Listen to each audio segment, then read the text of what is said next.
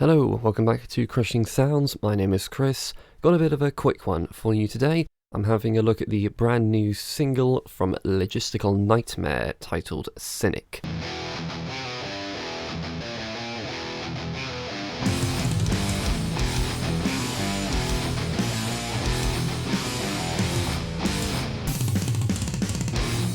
I was contacted by the band a couple days ago, kindly asking me if I would take a look at their new release for our channel. I always appreciate people engaging with our channel and asking us to look at their stuff, so as always, if anyone would ever like me to look at their work, give me a message on our Facebook or Instagram, details down in the description below, and I'll see what we can do.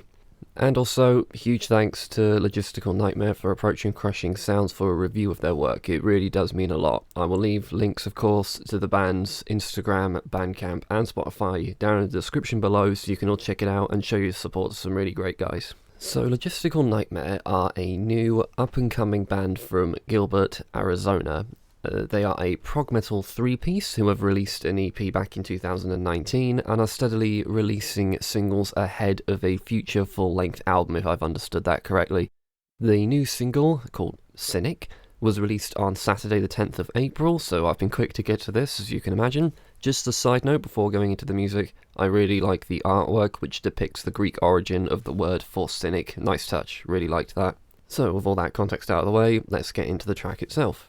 I went into this song with the intention of keeping my expectations at a reasonable level, as this is a relatively young band in the early stages of their musical careers, so essentially I wasn't going into this to see how it would stack up to something as refined, tried and tested as Opeth, Tool or Dream Theater, if that makes any sense. So colour me shocked when I started listening to Cynic, and I was floored by how good the guitar work in particular was on this song. The clean intro, the chugging chords that follow them are just really, really fucking cool, almost like something from the Doom band Pallbearer. And at around the 1:40 mark, when it properly kicks off, there are some seriously good riffs. It's music writing that far exceeded what I was expecting. I love the ascending and descending run that happens at around the 2:10 mark. The guitars, bass, drums all sound super tight. The band shared on one of their Insta stories someone who gave the song a positive review, but said that transitions could have been smoother on the whole. I don't agree with that at all, but differing opinions and all that. I think there are some really smooth transitions in here, such as at around the 3:30 mark, when it starts getting more stabby and frenetic. It also signals the harsh vocals to come in. It's really tight and really well constructed. It's not a sudden awkward gear shift, which is very important to nail in this subgenre, and they have absolutely been able to do that. I also really like the looping section before the outro. Always tricky to get that kind of thing right, but they've done it really well. I'll come on to vocals next, and there are a few little things I wanted to get at. Full disclosure though, I'm not an expert on vocal performance or production. I'm not a vocalist, so keep that in mind. There are just a couple things I would consider to the vocalist going forward. It almost sounds like at times the singer isn't the most comfortable in their key, like there is a struggle to hit the lower notes and keep them held. I think there are good moments, to be sure. I think the first time they go up at 1:20 is really good. I would consider your key a little bit more so that those lower notes don't feel too held back. Although the harsh vocals are perfectly solid, with a really cool scream at one point, so that's a really nice one there. I also have points regarding the production as well. Again, I'm starting out in this field as well, so don't take my advice as gospel, just my thoughts, and obviously this band is still learning how to do what they're doing, so it's completely fair enough, but just a point, I had to turn the track up when it started as the instrument seemed quite low, not too low, but enough that I did have to turn it up a little bit, and then the vocals came in and they're too loud. They dominate the mix way too much, where it can be hard to hear anything else at times. The actual work done on the production of the instruments and vocals sounds pretty solid to me. It's mostly just a levels thing.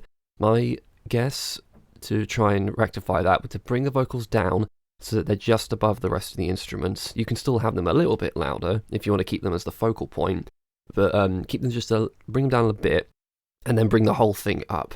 I think that's really all it needs and it'll be there. But again, as I say, that's something that comes with practice. Production is a mammoth of a skill to try and get right, as much as learning any instrument, so I'm sure this band are will work to make that the best it can possibly be. On the whole though, I was mighty impressed with Logistical Nightmare's new track. I fancy myself an aspiring prog guitarist, and I wish I could write riffs as good as this.